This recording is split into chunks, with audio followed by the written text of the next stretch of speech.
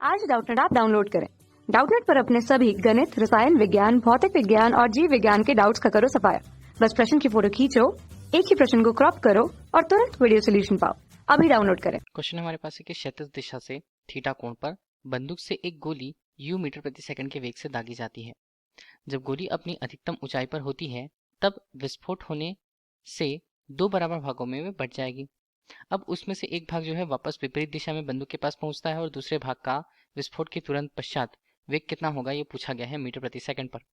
मान हमें यहाँ पर दिए हुए हैं 3u cos theta, 2u cos theta, 3/2 u cos theta या वर्गमूल 3/2 u cos थीटा के रूप में। कौन सा मान सही होगा वो हमें देखना है।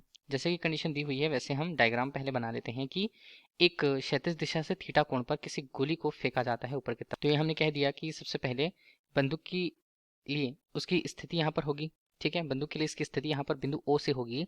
ओ से वो बंदूक जो है थीटा कोण बनाते हुए, क्षैतिज से थीटा कोण बनाते हुए प्रक्षेपित की जाती है। ठीक है, थीटा कोण हमने कह दिया।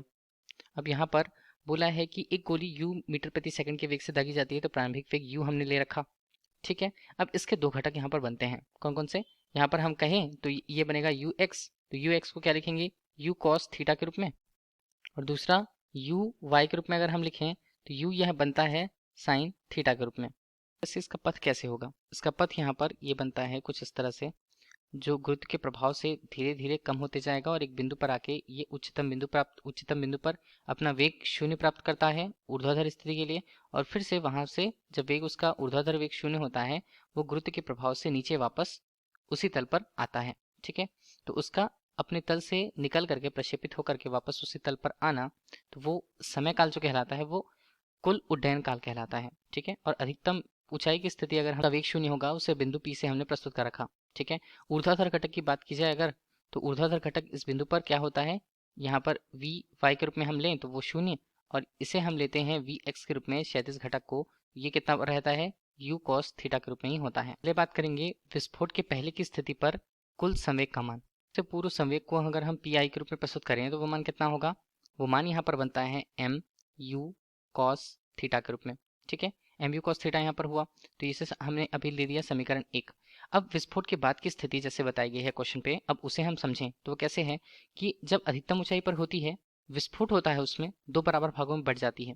दो बराबर भागों में अगर वो गेंद वहां पर बट्टी है तो हमने उसके एक भाग को यहाँ पर दर्शाया है कुछ इस तरह से, और दूसरे भाग को कुछ इस तरह से यहाँ पर दर्शाया है। ठीक है, दो भाग इसके बने।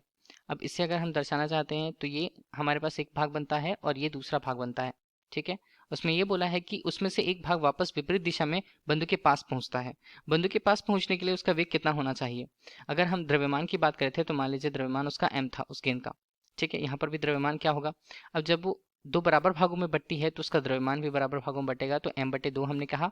ठीक है, और उसके संवेग को हम क्या कहते हैं? u cos थीटा के रूप में ही कह पाएंगे। इसकी दिशा होगी ऋणात्मक, क्योंकि इसी वेग से अगर वो वापस जाता है तब वो प्रारंभिक स्थिति पर वापस आ पाएगा। मतलब उसमें से एक भाग अगर वापस विपरीत दिशा में बंदूक के पास पहुंच रहा है तो दूसरे भाग का विस्फोट के पश्चात वेग कितना होगा? तो वेग को देखें तो दूसरे भाग के लिए वेग को हम केवल v से प्रस्तुत कर रहे हैं इस बार।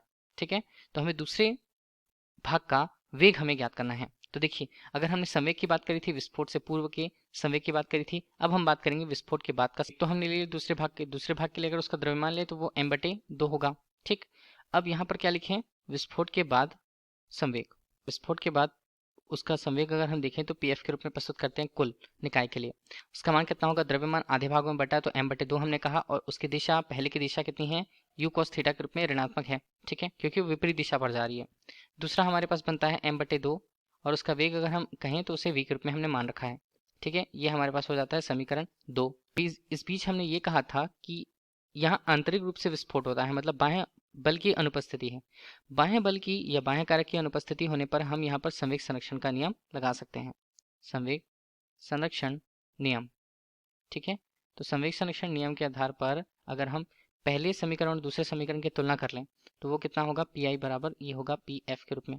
ठीक, मान कितना है? मान यहाँ पर है एम यू कॉस थीटा के रूप में, बराबर हम करें तो ये हमारे पास m/2 ऋण यू कॉस थीटा के रूप में, और प्लस हम करें तो m/2 ये v के रूप में होता है। ठीक है, तो m का मान दोनों पक्षों से हट जाएगा, हम इसे लिखेंगे 2u cos थीटा के रूप में, बराबर होता है u cos theta plus v के रूप में उसका मान आएगा। ठीक है, तो इस तरह से v का मान हमारे पास कितना आएगा, ये ऋण है, यहाँ पर जाकर धन हो जाएगा, तो 3u cos थीटा के रूप में इसका मान आता है। ठीक है, और ये वेग के रूप में, v के रूप में अगर हम इसके मान को देखें तो मीटर प्रति सेकंड पे ये मान 3u cos थीटा के रूप में हमारे पास आंसर होगा। ठीक है, अब इसे ही हम देख लें कि किस में मिल रहा है, कौन से विकल्प में मिल रहा है, तो विकल्प ए पर मिल रहा है, तो विकल्प ए हमारे लिए क्वेश्चन का सही आंसर है।